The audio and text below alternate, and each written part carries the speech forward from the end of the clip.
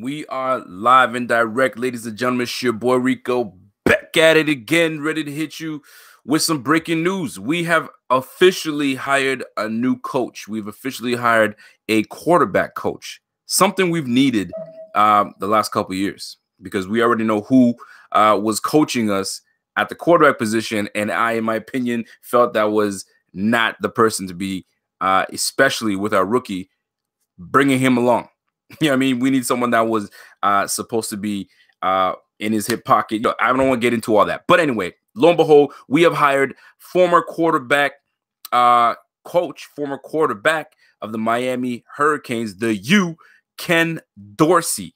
If you guys forget, Ken Dorsey actually came in as a candidate to be our offensive coordinator back a couple years ago in 2017. And our coach decided to forego bringing him in as an offensive coordinator and hired Rico.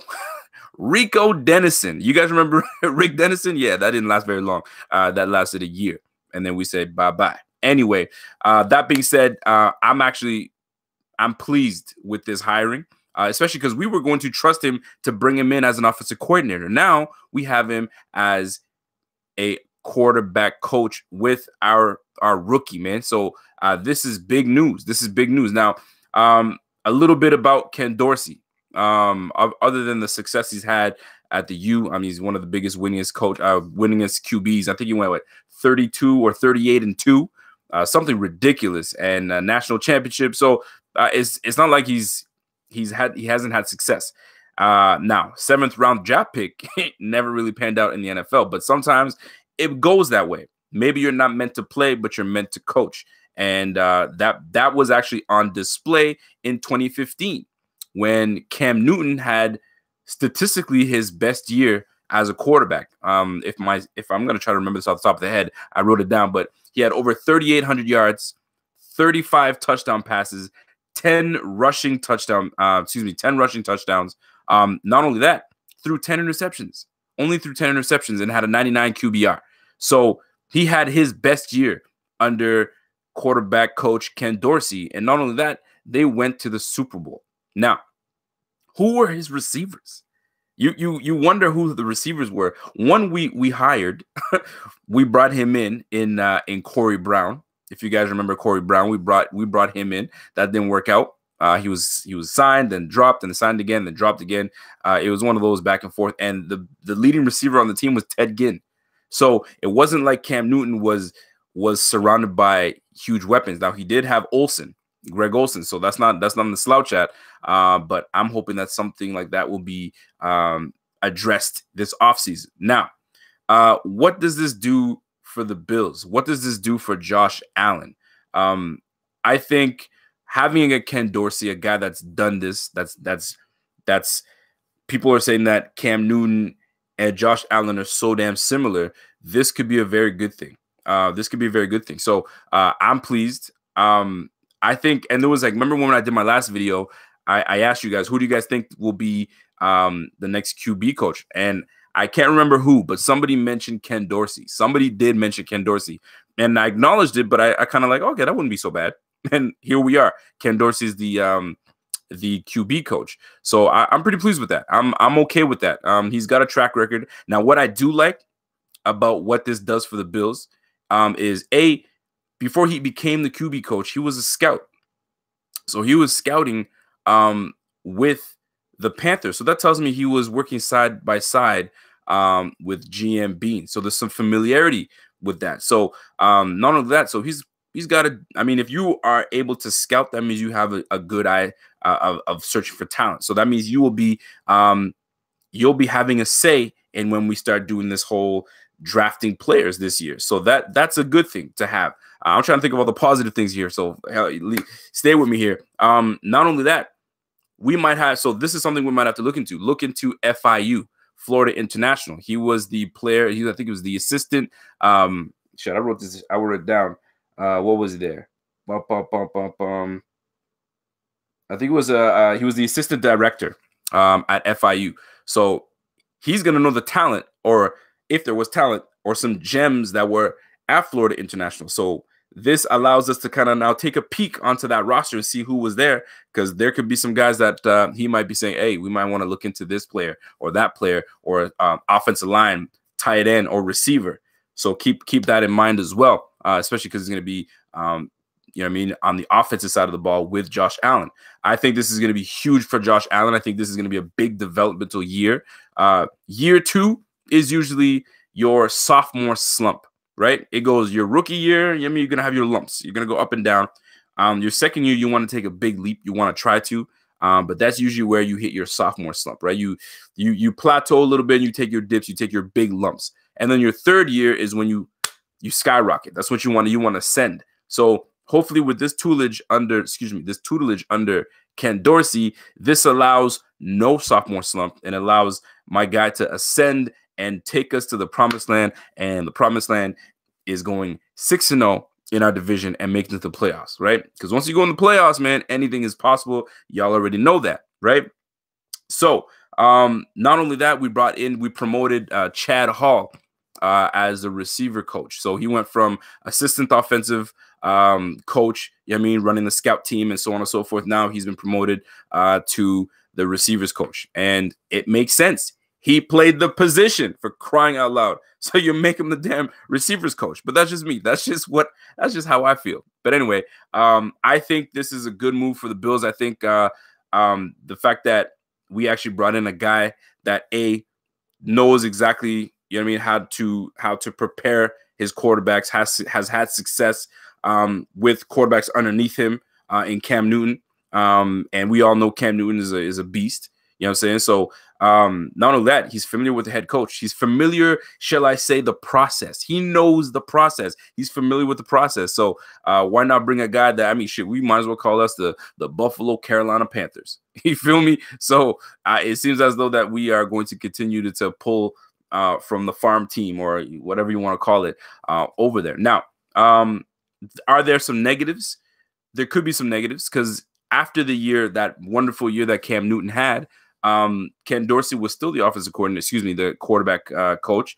And Cam Newton, I wouldn't say regressed, but he took a little bit dip in his production. He went 22 touchdowns, 16 interceptions. And that ultimately is what got the offensive coordinator and the QB coach fired, because they felt that Cam Newton was running too much. That year, he ran for 745 yards. So that scares me a little bit, because Allen loves to take off with his feet. He loves to take off with his legs. So I'm hoping that Dorsey kind of learned his ways and limits Josh Allen taking off every time. Like, I like it. I don't mind that he takes off, because that is part of his game. That is what's kept us in this game. Move the damn chains. But you want to preserve him, because, I mean, you look at Cam Newton gets beat up. You know what I'm saying? He's a big boy, but he gets beat up. And Josh Allen seems to kind of be reckless at times because he's such a big boy. So hopefully he can hone in his skills more so on the passing ability rather than the run, and we can make things happen that way. So I like this move. I think it gives us an actual QB coach that will sit there and be beside him. And, I mean, listen, man, Ken Dorsey has been he was a quarterback for 6 years, and he had 8 different offensive coordinators. Not great. Not great. But sometimes you have to make changes, right? He's been with 3 different teams: San Fran, the Browns, and who else did he get? I forgot. I think it was, I can't remember what the other team was. But he's been around, and he's been with different offensive systems. So I think this could help out his relationship with Allen, because listen, I've been in 8 different freaking offenses, so I know verbiage, I know what this means, what that means. I know how you can try to, you know what I mean? So there's gonna be a lot of things for Allen to learn, but I think he's got the best guy to do it from. I mean, from what was out there, I think this works out. I think this works out. It better than we had with Cully. Let's just put it that way. Alex Mayer, appreciate that donation, my guy. Alex Mayer just gave a donation. That's my dude right there. So how do y'all feel about this move, man? Do you guys like it? Is it something that you expected this soon? Did you want it to wait? Are you happy that it's over with? And are you happy with the selection? Receiver coach, I'm okay with. I'm not opposed to it. I mean, we got a guy from within, so he's familiar with our guys, and I'm hoping that they're going to bring better weapons. Now here's a tie, or here's a connection that I never thought of, but free agent receiver Randall Cobb could be one of the targets that we end up bringing to Buffalo. I don't mind it. He's an overall receiver. You know what I'm saying? He can run routes. He can hit. He can go downfield.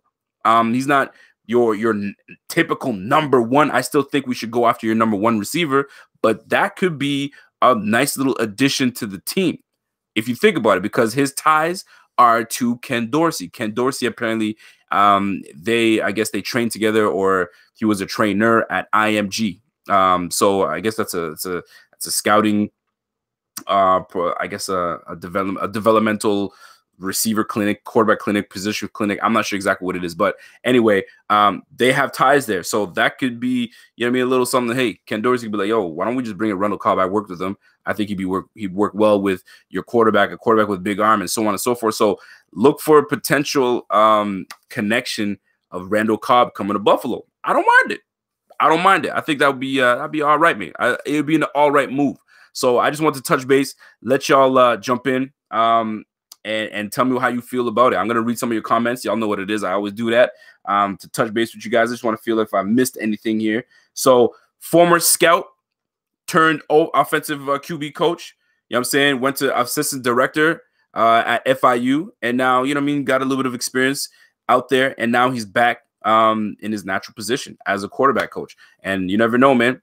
Some of these guys, things work out. And if Josh Allen takes a huge leap, this is big. This is big on the coaching staff bringing him in. This is big for the team. This is big for Josh Allen himself. As long as we can bring in offensive linemen that can protect his ass, I think we'll be all right. So I got my piece out. I think that's pretty much what I wanted to hit on. And I'm going to read some of your comments. I'm going to get out of here. I wanted to make this a short little vid. So let's do it. So what's up, everybody? Anthony Samonelli, Chicken Wing Waz, what's going on? Nicholas Roberto, Hayden Black, what's good? Jay Bills Mafia, what's happening, bro? Joe Nelson, what it is? Sharif Cole, Ken Dorsey trained Randall Cobb in 2011. Okay, so you know what's up, man. You know what's up. Re-Up Music says right on time. Yes, sir. Y'all know what it is, man. Sharif Cole said, I knew it was going to be either Ken Dorsey or Jordan Palmer to be the next QB coach. I mean, shit. Not a lot of people kind of forgot about Ken Dorsey. Let me tell you something. I was reading up on Ken Dorsey just a little bit before I got here, and some of the Carolina Panthers, I mean, fans didn't even know Ken Dorsey was their damn QB coach. I mean, not a lot of people know who the quarterback coach is because it's just like a secondary. I mean, like, it's not a main coach, not your OC, it's not your head coach, not your DC. You know what I'm saying? But they're like, what? Ken Dorsey? I thought it was another Ken Dorsey, but like nobody knew Ken Dorsey was the damn QB because, like, yo, they're like, that was the guy that got Cam Newton to the Super Bowl, like playing like that? Shit. So it goes to tell you, I mean, some people knew, some people didn't, and they were just indifferent on it, right? Joe Nelson says he has insurance policy for Dable being poor. Ooh, doing poor. Bean is definitely not consulting Dable on these signings. Joe Nelson, you make a valid point, my guy, because here's the thing.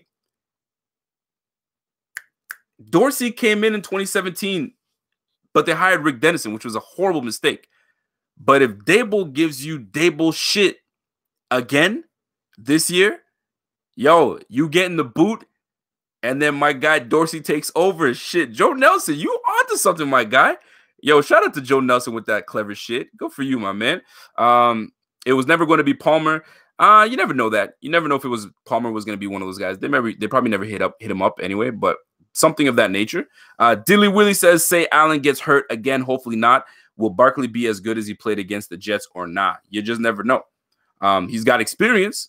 He's definitely got experience, but it's all about the game plan, man. You get the game plan down, everybody's good, and you roll on from there. Derek Anderson being the back. I don't like Derek Anderson as I think Barkley's going to be the backup, but Derek Anderson taking up a damn roster spot.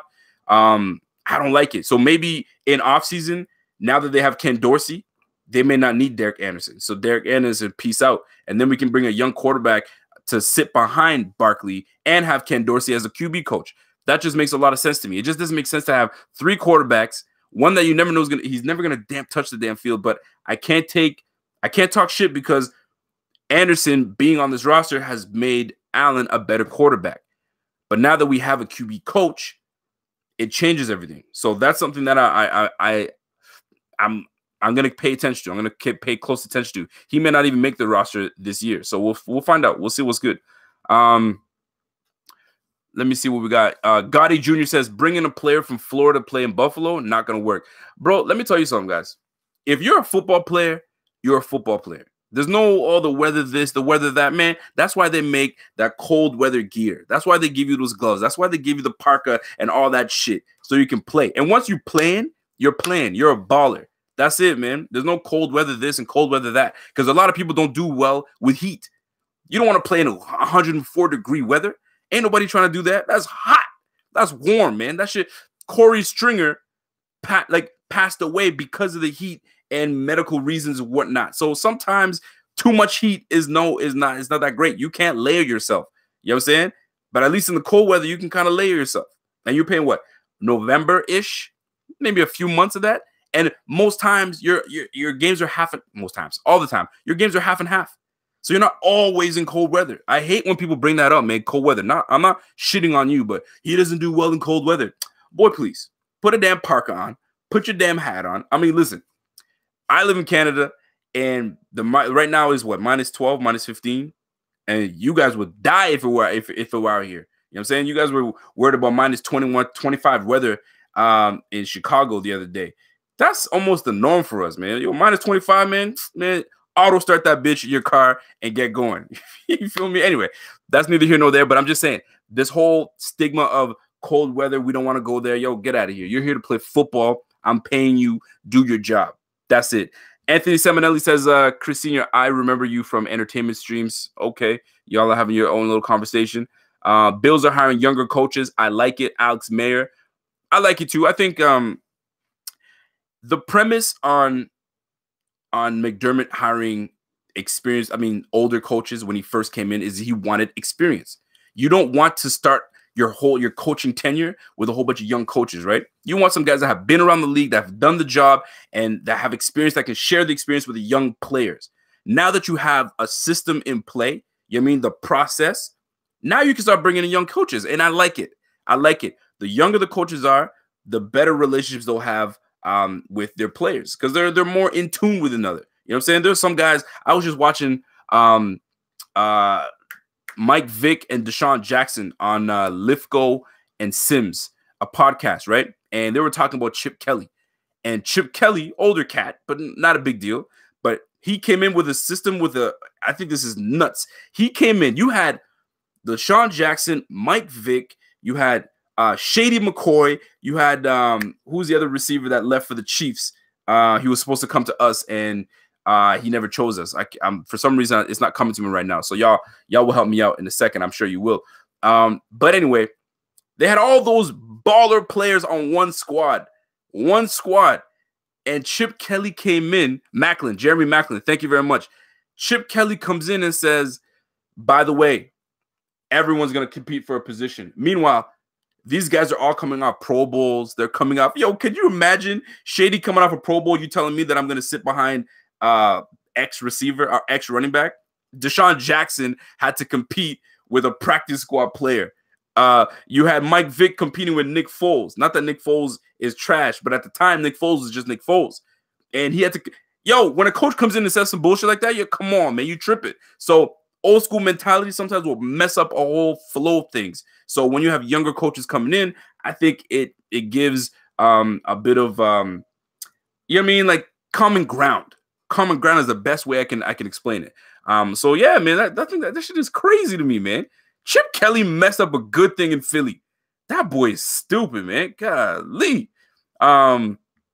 I'm just gonna stay on for a little longer because I don't want this to be long. I want y'all to be able to view this. Joe Nelson. Shout out to Joe Nelson coming through with a donation. Hey Rico, who do you like at wideout in the draft? There are a lot of them. How about running back? I like Darrell Henderson out of Memphis. I'm gonna look into Darrell Henderson, but that dude from Alabama, Jacobs, man, I like that dude, man. Jacobs looks good. He looks good for real. So I'm gonna let y'all be. I'm gonna let y'all go. I just wanted to jump on here real quick and chat with y'all. The draft is coming up soon. I got videos coming out the yin yang. Remember, folks, POP is coming out. I'm going to start breaking down every position group from receiver all the way down to the kicker. You feel me? So we're going to go from there. Not to give too much, but we're going to start that shortly. So keep showing love. If you are new to this page, jump in there, click that notification bell, follow the Buffalo Fanatics. If you guys aren't following us on any other short platform, social media platform, just type in Buffalo Fanatics. You'll find us. If you like this video, click the like. Y'all know what it is. There's 69 of y'all in this bitch. 69. That's a good number. So click that like button. Subscribe if you haven't subscribed. And until next time, it's your boy. And I'm gone.